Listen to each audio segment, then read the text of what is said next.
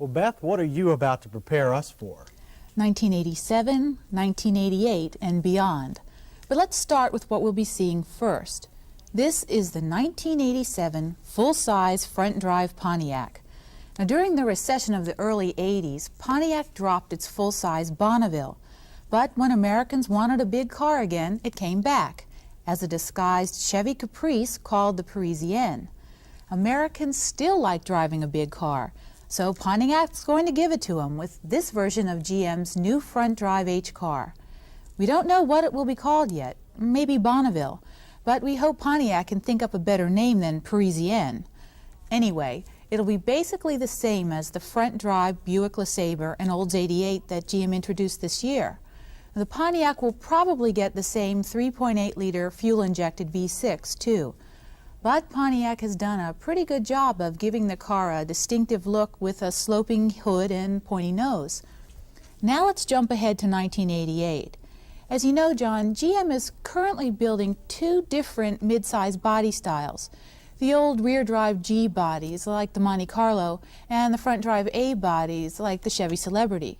But they're not long for this world, because this new mid-size front-drive car called the W body or GM10 is scheduled to replace all of them.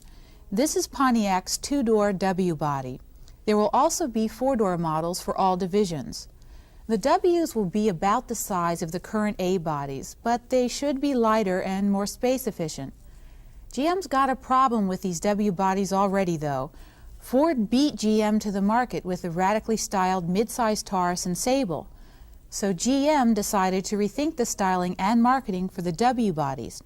Supposedly they've already dropped plans for a station wagon, but they probably won't drop all their current mid-size offerings at once.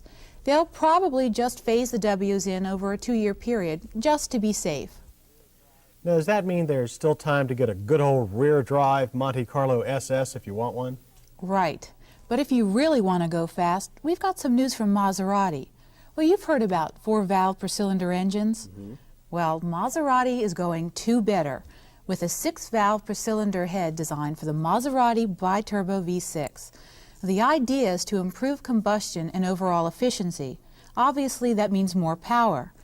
The 2-liter twin-turbo makes 257 horsepower in European trim.